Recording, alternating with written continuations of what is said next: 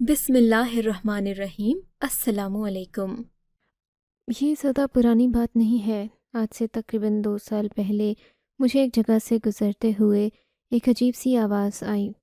اس آواز میں کچھ ایسا تھا کہ نہ چاہتے ہوئے بھی مجھے رکنا پڑا۔ اعلان کرنے والا کہہ رہا تھا کہ میں گارنٹی کے ساتھ 1 کروڑ روپے کی چیز 50 روپے میں دے رہا ہوں۔ اگر بات ہزاروں یا لاکھوں کی ہوتی تو شاید میں دھیان نہیں دیتا، لیکن یہ تو کروڑوں کی بات تھی۔ اس آدمی کی بات سن کر میرے کان اس آواز کی طرف متوجہ ہوئے۔ مجھے لگا تھا کہ وہ کوئی چیز بیچ رہا ہے، لیکن جیسے ہی میری نظر پیچھے پڑی تو میں حیران رہ گیا تھا۔ میں نے دیکھا کہ ایک ریڑھی پر چھوٹی سی بچی کو لٹایا گیا تھا۔ بچی کا رنگ تو سرخ و سفید تھا، پر اس کے سر پر پیلے رنگ کے بال تھے۔ اس کی آنکھیں نیلے رنگ کی تھیں، اور یہ ایسی بچی میں نے زندگی میں پہلی بار دیکھی تھی۔ وہ تو کوئی اور ہی مخلوق لگ رہی تھی۔ تو سر اس کے جسم سے کافی بڑا تھا۔ اس کی آنکھیں بھی حجم میں زیادہ بڑی تھیں۔ لگ رہا تھا جیسے اس کے چہرے پر آنکھیں نہیں بلکہ آنکھوں میں چہرہ ہے۔ میں تو اسے دیکھتا ہی رہ گیا تھا۔ مجھے حیرت بھی ہو رہی تھی، اور ساتھ ہی ساتھ میں یہ سوچ رہا تھا کہ آخر یہ بچی یہاں کیا کر رہی ہے، اور یہ اعلان کرنے والا یہ چیز یہاں کیوں بیچ رہا ہے۔ میں ان کے پاس جا کر کھڑا ہو گیا۔ میں نے دیکھا تو وہ آدمی ابھی بھی یہی اعلان کر رہا تھا۔ میری نظر بچی پر ہی بار بار جا رہی تھی۔ وہ بچی اسی آدمی کے ساتھ تھی۔ آدمی کی نظر جلد ہی مجھ پر پڑ گئی۔ میں نے اس سے پوچھا کہ تم کیا بیچ رہے ہو جس کی قیمت 1 کروڑ ہے، پر تم 50 روپے میں دے رہے ہو؟ کہنے لگا، صاحب، یہ ایک ایسی چیز ہے جسے اسی بچی نے جنم دیا ہے۔ وہ ہے تو 1 کروڑ روپے کی، لیکن میں آپ کو 50 روپے میں دے دوں گا۔ تم کیسے کہہ سکتے ہو کہ 1 کروڑ روپے کی چیز ہے؟ وہ اس لیے کہ جس نے بھی یہ چیز خریدی وہ کروڑ پتی بن گیا۔ اس آدمی کی بات سن کر میرے تو جیسے رونگٹے کھڑے ہو گئے تھے۔ میں تو سوچ بھی نہیں سکتا تھا کہ ایسی بھی کوئی چیز ہوتی ہوگی۔ میں اسے غور سے دیکھنے لگا تھا۔ آدمی اپنی شکل و صورت سے بے حد شریف اور مہذب دکھ رہا تھا۔ تبھی مجھے ساتھ کھڑا ساجد نظر آ گیا، جو کہ مجھے جانتا تھا۔ میں اسے اچھے سے پہچانتا بھی تھا۔ ساجد بھی ایسے اسے دیکھ رہا تھا جیسے وہ اسے پہچان گیا ہے۔ میں نے اس آدمی سے کہا کہ مجھے بھی یہ چیز دے دو۔ ابھی ہم یہ بات کر ہی رہے تھے کہ ایک پولیس والا وردی میں ملبوس وہاں آ گیا اور آ کر کہنے لگا کہ چلو یہاں سے، یہاں پر یہ سارے اعلانات کرنا، اس کی اجازت ہم نہیں دیتے، اس لیے بہتر ہوگا کہ تم لوگ یہاں سے بھاگ جاؤ۔ بس پھر کیا تھا، اس آدمی نے اپنی ریڑھی اٹھائی اور وہاں سے چلا گیا۔ میں اسے روکتا رہ گیا کہ مجھے بھی وہ چیز دے دو، پر اس نے مجھے نہیں دی۔ اتنے میں ایک اور لڑکا میرے پاس جو کہ کھڑا یہ سارا منظر دیکھ رہا تھا کہنے لگا، صاحب آپ فکر نہیں کرو، اگر آپ کو یہ چاہیے تو میں لا کر دے دوں گا۔ میں ان لوگوں کو جانتا ہوں، اور اگر آپ کہتے ہیں تو میں ان کے گھر بھی آپ کو لے چلوں گا۔ وہ لڑکا انہیں جاننے والا تھا۔ اس کی یہ بات سن کر میرے دل کو حوصلہ ہوا۔ میں نے کہا، پہلے تو تم مجھے یہ بتا دو کہ ایسی کون سی چیز ہے جو کہ ایک بچی کے وجود سے نکلی اور جو لوگوں کو کروڑ پتی بنا رہی ہے؟ یہ تو ناممکن سی بات لگتی ہے۔ بس صاحب جی، کبھی کبھی ایسی چیزیں بھی ہو جاتی ہیں جو کہ انسان کی عقل اور سمجھ سے باہر ہوتی ہیں، پر یہ بات حقیقت ہے اور اس میں کوئی جھوٹ نہیں ہے۔ ایسا ہی ہوا ہے۔ تم اتنے یقین سے یہ بات کیسے کر سکتے ہو؟ میں نے اس لڑکے سے سوال کیا، تو اس نے بنا جھجکے مجھے جو جواب دیا وہ حیران کن تھا۔ وہ اس طرح صاحب جی کہ میں ایسے لوگوں کو جانتا ہوں جو اسی چیز سے کروڑ پتی بن گئے ہیں۔ اپنے گھر میں یہ چیز رکھنے کے بعد کسی کو بھی شکوہ نہیں ہوا کہ ان کے ساتھ کوئی دھوکہ ہوا ہے، بلکہ وہ اتنے امیر ہو گئے کہ اب تو وہ عام لوگوں سے بات بھی نہیں کرتے۔ یہ سننا تھا کہ میری دلچسپی مزید بڑھ گئی۔ تو کیا تم مجھے کسی ایسے شخص سے ملوا سکتے ہو جو اس کی چیز لینے کے بعد امیر ہوا ہو؟ ہاں بالکل، کیوں نہیں؟ اگر آپ کہیں تو میں ساتھ والے بنگلے میں آپ کو لے چلتا ہوں۔ یہاں پر اصغر نامی ایک آدمی رہتا ہے جو کہ پہلے ہمارے گاؤں میں مزدور ہوا کرتا تھا۔ بس جب سے اصغر کے نصیب میں یہ چیز آئی ہے، بس تبھی سے اس کے نصیب کھل گئے۔ اب آپ دیکھ لیجئے کہ یہ کتنی زبردست کوٹھی میں رہتا ہے۔ پہلے یہ غریب مزدور ہوتا تھا اور میری طرح جگہ جگہ رلتا پھرتا تھا، لیکن اب اب آپ اس کی شان و شوکت دیکھیں تو حیران رہ جائیں گے۔ یہ بات سن کر میری بھی دلچسپی بڑھنے لگی تھی۔ کہنے کو تو وہ آدمی جو باتیں کر رہا تھا ناقابل یقین تھی، مگر وہ اپنی بات کا ثبوت دینے کے لیے بھی تیار تھا۔ میں نے کہا چلو تم ایسا کرو کہ مجھے وہاں لے چلو جہاں پر یہ سب کچھ ہوتا ہے۔ کہنے لگا نہیں صاحب جی، میں نے کبھی زندگی میں جھوٹ نہیں بولا۔ میں آپ کو سب سے پہلے اصغر کے بنگلے میں لے کر جاؤں گا اور اصغر سے ملواؤں گا، تاکہ آپ کو یقین آ جائے کہ جو بات میں کر رہا ہوں وہ بالکل حقیقی ہے۔ اس بات سے میں مزید متاثر ہو گیا۔ میں نے کہا چلو، دھوکے فراڈ کا زمانہ ہے، سب سے پہلے جا کر میں اس بات کی تصدیق کر لیتا ہوں کہ ایسا واقعی میں ہوتا بھی ہے یا نہیں، اور پھر اس بچی نے ایسی کیا چیز جنم دی ہے یہ بھی پتہ کرنا ضروری تھا۔ خیر، اس نتیجے پر پہنچنے کے بعد میں ساجد نامی اس لڑکے کے ساتھ اس کے جاننے والے کے گھر چلا گیا۔ جب میں نے اس گھر کو دیکھا تو میری بھی آنکھیں پھٹی کی پھٹی رہ گئی تھیں۔ میں تو ششدر رہ گیا تھا۔ میرا دل چاہ رہا تھا کہ میں یہاں پر کھڑا ہو کر بس اس بنگلے کو اپنی نگاہوں میں سما لوں۔ بہت ہی خوبصورت گھر تھا جہاں وہ گاؤں کا آدمی اصغر رہائش پذیر تھا۔ اس بات نے مجھے حیران بھی کر دیا تھا۔ میرا دل بڑا عجیب سا ہو رہا تھا۔ دل میں لالچ کے ساتھ ساتھ تجسس بھی پیدا ہو رہا تھا کہ ایسی کیا چیز ہے، وہ کون سی گیدڑ سنگھی ہے جس نے ان سب کو امیر کر دیا۔ آخر کوئی تو وجہ ہوگی، لیکن پھر میرے ذہن میں ایک شک ابھرا۔ میں نے ساجد سے پوچھا کہ اگر اس چیز سے تم بھی امیر ہو سکتے ہو تو پھر یہ چیز تم نے کیوں نہیں خریدی؟ جیسے تمہارے گاؤں کا یہ مزدور اصغر امیر ہوا ہے، تم بھی تو ہو سکتے تھے۔ میری بات سن کر وہ سر جھکا کر رہ گیا۔ بولا کہ بس یہ تو پھر خوش نصیبوں کو ہی ملتی ہے، اور جسے مل جائے اس کے تو وارے نیارے ہو جاتے ہیں۔ اس تبرک کا یہی تو سچے ہونے کی نشانی ہے کہ یہ ہر کسی کو نہیں ملتا۔ پیسوں سے اسے خریدا نہیں جا سکتا، اسے بس جس کے نصیب میں آنا ہو وہ آ جاتا ہے۔ یہ 50 روپے تو ہدیے کی رقم ہے اور کچھ بھی نہیں۔ ساجد کی بات سن کر میرا یقین مزید پختہ ہو گیا۔ میں نے کہا چلو اب تم مجھے اصغر سے ملواؤ۔ تبھی اس نے اصغر کو آواز دی تو اس گھر سے ایک مزدور سا شخص نکلا تھا۔ ایسا لگتا تھا کہ یہ واقعی میں پہلے مزدور ہی رہ چکا ہے۔ اس کے چہرے پر محنت کے آثار تھے۔ لگتا تھا کہ زندگی بھر اس نے محنت مشقت میں گزاری ہے۔ اسے دیکھ کر یہ بھی نہیں لگتا تھا کہ کوئی آدمی ناٹک کر رہا ہے، کیونکہ اس آدمی کے چہرے پر نئی نئی دولت کی بے پناہ خوشی تھی۔ لگتا تھا جیسے وہ اس دولت کو پا کر دنیا بھر کا خوش قسمت آدمی خود کو تصور کر رہا ہے۔ اور ایسا ہی ہوتا ہے، ایک انسان کو اگر اچانک سے اتنی ساری دولت مل جائے تو کیا وہ خود کو دنیا کا خوش قسمت ترین انسان نہیں؟ کہ یہ سب کچھ تمہیں کیسے ملا؟ آخر وہ تبرک کیا ہے جس سے ایک انسان راتوں رات کروڑ پتی بن جاتا ہے؟ پر اس نے مجھ سے زیادہ بات نہیں کی۔ کہنے لگا کہ میں نے ابھی آرام کرنا ہے، شام کو مجھے شکار پہ بھی جانا ہے۔ ظاہر ہے نو دولتیوں میں اتنی سی اکڑ تو آ ہی جاتی ہے، وہ اپنی اوقات بھول جاتے ہیں۔ میں نے یہی تصور کیا اور وہاں سے باہر نکل آیا۔ ساجد کے چہرے پر عجیب سی بے چارگی اور بے بسی تھی۔ کہنے لگا کہ میں تو خود ترس کے رہ گیا ہوں۔ یہ آدمی میرے سامنے امیر ہوا اور اب دیکھیں، اب کسی سے بات تک نہیں کرتا۔ اس کی آنکھوں میں تو دولت کا نشہ سا ہے جو سب دیکھ سکتے ہیں۔ ساجد کی بے چارگی دیکھ کر میں نے اس سے کہا کہ کیا مجھے وہ تبرک مل سکتا ہے؟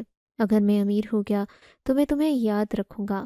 ساجد کی آنکھوں میں یہ سن کر آنسو آ گئے۔ بولا کہ مجھے اصغر نے بھی یہی کہا تھا، لیکن آج دیکھ لیں، آج وہ مجھ سے بات تک کرنے کو تیار نہیں ہے۔ دولت کمبخت کا نشہ ہی ایسا ہے کہ انسان اپنوں کو بھی بھول جاتا ہے۔ اس کی آنکھوں پر بس ایک دولت ہی کی پٹی بندھ جاتی ہے۔ اس بات نے مجھے پریشان کر دیا تھا۔ میں نے کہا کہ چلو ٹھیک ہے، تم جیسا کہتے ہو میں ویسے ہی چلوں گا، لیکن تم وعدہ کرو کہ تم مجھے تبرک لے کر دو گے۔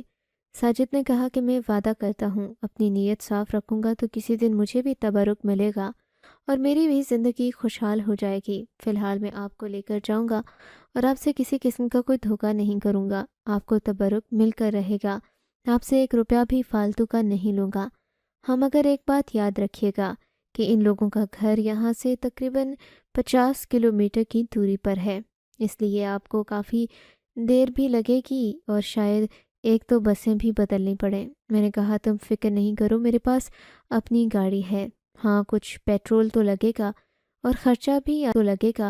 اور خرچہ بھی آئے گا، لیکن جہاں اتنی بڑی بات ہے تو پھر اس کے لیے پیٹرول وغیرہ کے خرچے کی کیا پرواہ کرنی۔ تم میرے ساتھ ہی چلو، میں اس شخص کے گھر چلوں گا اور وہاں سے تبرک لے کر آؤں گا۔ ساجد نے کہا کہ ٹھیک ہے، دراصل یہ لوگ جب اپنے گھر چلے جاتے ہیں تو پھر یہ دوبارہ نظر نہیں آتے۔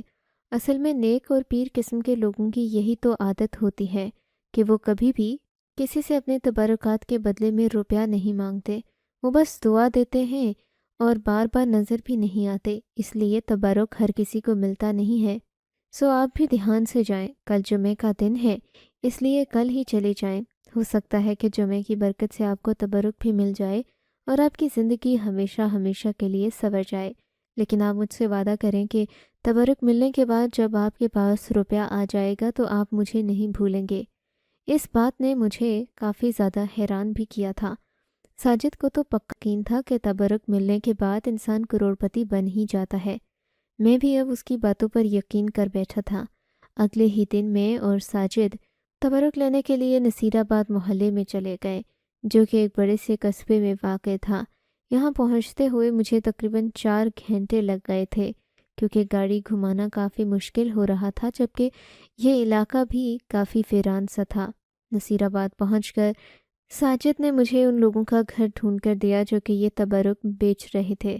بیچنا تو نہیں کہہ سکتے، وہ چند ہی خوش نصیبوں کو وہ تبرک دیتے تھے، اسی لیے میں بھی جلدی سے اپنی خوش قسمتی پانے کے لیے اس گھر میں پہنچ گیا۔ میں نے سوچا تھا کہ وہ گھر بنگلہ نما ہوگا، کیونکہ جو لوگ دوسروں کو کروڑپتی ہونے کے لیے تبرک دیتے ہیں وہ خود بھی تو بہت امیر ہوں گے، پر یہ دیکھ کر میری حیرت کی انتہا نہ رہی کہ وہ تو خستہ حال سے گھر میں رہتے تھے۔ اس گھر کی کوئی حالت نہیں تھی، ایسا لگتا تھا جیسے یہ گھر صدیوں پرانا ہے۔ گھر بڑا خستہ حال تھا اور اس میں تو جیسے غربت نے اپنے ڈیرے جما رکھے تھے۔ گھر کی دیواروں سے وحشت برس رہی تھی۔ جب میں نے یہ سب دیکھا تو میرا دل پریشان ہونے لگا۔ میں نے سوچا کہ کہیں کوئی دھوکہ تو نہیں ہونے لگا، پر پھر 50 روپے کے لیے کسی نے مجھ سے کیا دھوکہ اور کیا فراڈ کرنا تھا۔ میں اس بچی سے ملنا چاہتا تھا جس نے ایسی چیز جنم دی تھی جو 50 روپے میں بکتی تھی مگر خریدنے والے کو کروڑپتی بنا دیتی تھی۔ میرا استقبال اسی آدمی نے کیا جس نے اسپیکر پر اعلان کر کے مجھے اپنی طرف متوجہ کیا تھا۔ جب میں نے اس کی طرف دیکھا تو میں ذرا بھی حیران نہیں ہوا تھا، اس کے چہرے پر ویسی ہی شرافت تھی۔ میں نے اس سے پوچھا کہ یہ بچی آپ کی کیا لگتی ہے؟ اس نے کہا کہ یہ بچی کوئی اور نہیں بلکہ میری اپنی بیٹی ہے، اور اس نے تو بہت لوگوں کے نصیب کھول دیے ہیں، کئیوں کی غربت دور کر دی اور انہیں زندگی میں ایسے سہانے خوابوں کو سچ کر دکھایا جو کبھی ان کی نظر میں بس ایک دھوکہ ہی تھے، پر ان کے خواب حقیقت میں بدل چکے ہیں۔ اگر ایسا ہی ہے تو پھر اس تبرک سے آپ خود کیوں امیر نہیں ہو جاتے؟ ارے میاں، مجھے کیا ضرورت ہے امیر ہونے کی؟ ہم اللہ والے لوگ ہیں، ہمیں ایسی چیزوں سے کوئی کشش محسوس نہیں ہوتی۔ پھر میں اتنا عالیشان بنگلہ بنا کر کیا کروں؟ میرا اس دنیا میں اور ہے ہی کون سوائے میں اور میری بیٹی کے؟ اب تم ایسی باتیں کر رہے ہو تو لگتا ہے کہ تمہیں میرے تبرک پر یقین نہیں ہے۔ مجھے ساجد کہنے لگا کہ تم ایسی باتیں مت کرو ورنہ تمہارے تبرک ملنے کے امکانات بہت کم ہو جائیں گے۔ میں نے اس آدمی سے فوراً معافی مانگ لی اور کہا کہ میرا کہنے کا یہ مطلب نہیں تھا، بس مجھے آپ کا احساس ہو رہا ہے کہ یہاں پر بیٹھنے کے بعد آپ کی زندگی میں کافی مشکلات ہوں گی، آپ جگہ جگہ جا کر لوگوں کو یہ تبرک دیتے ہیں تو آپ کی زندگی میں بھی تو آسانی ہونی چاہیے۔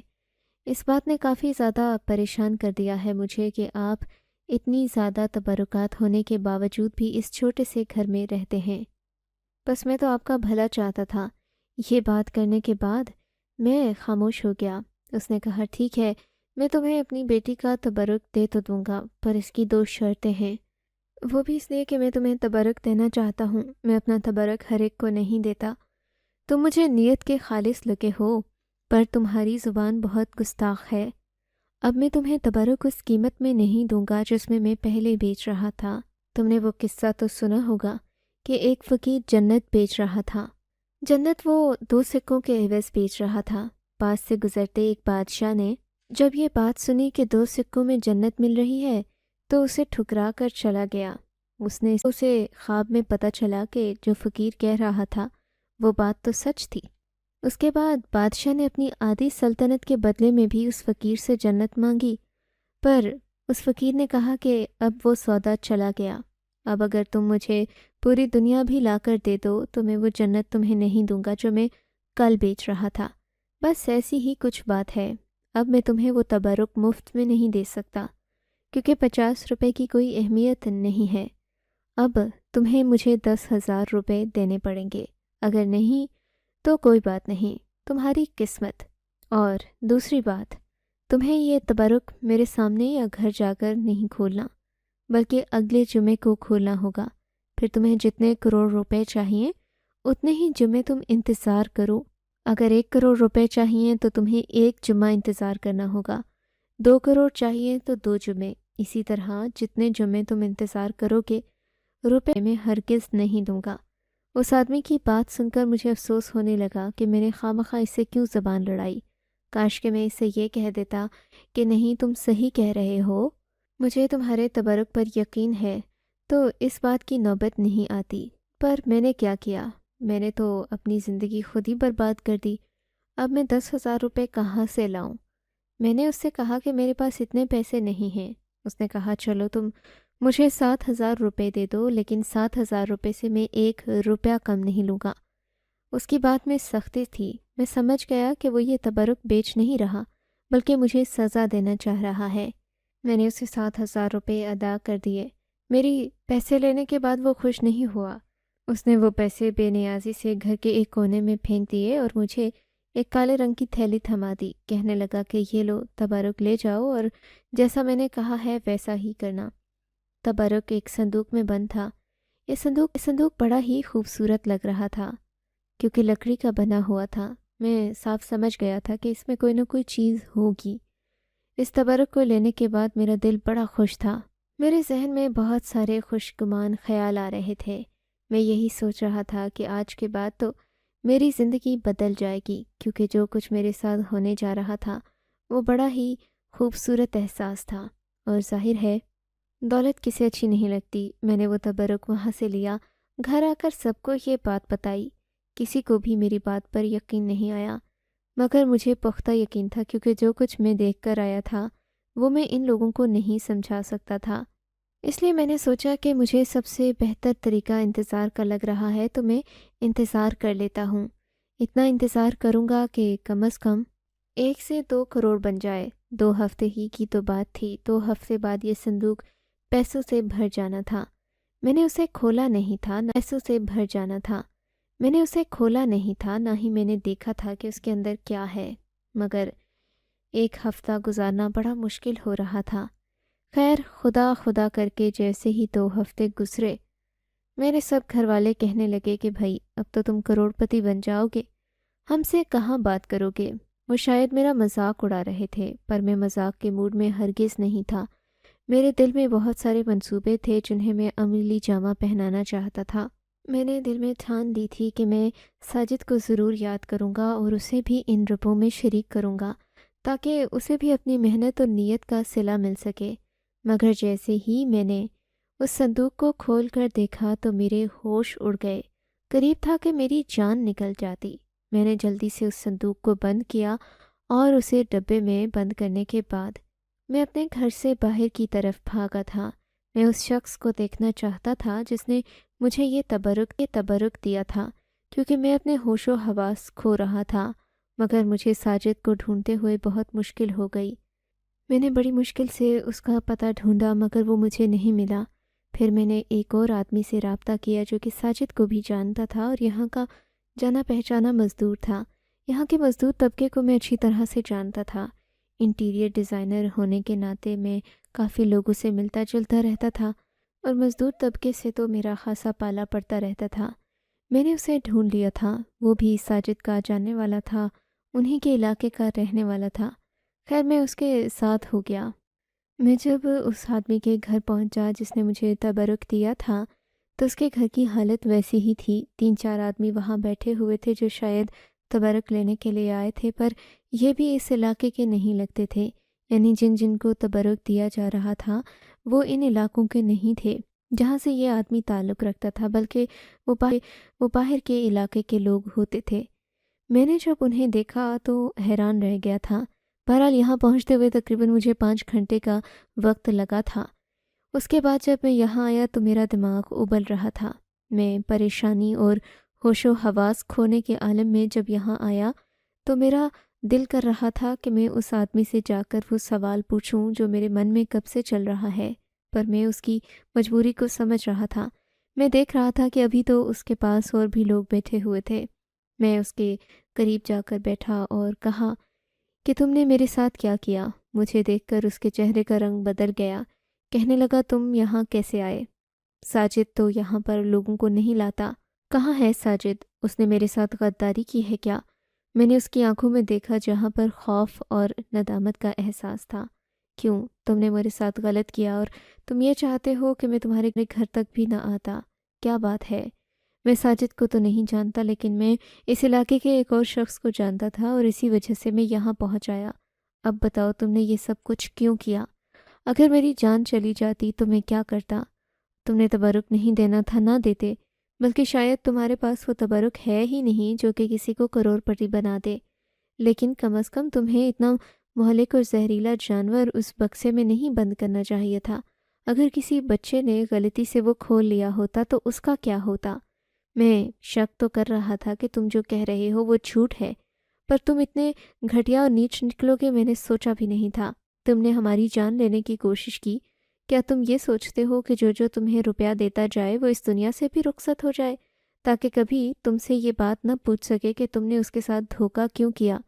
اس آدمی کی نظریں جھک گئی تھیں۔ مجھے معاف کر دو، مجھ سے بہت بڑی بھول ہو گئی۔ میں پیسے کے لالچ میں آ گیا تھا۔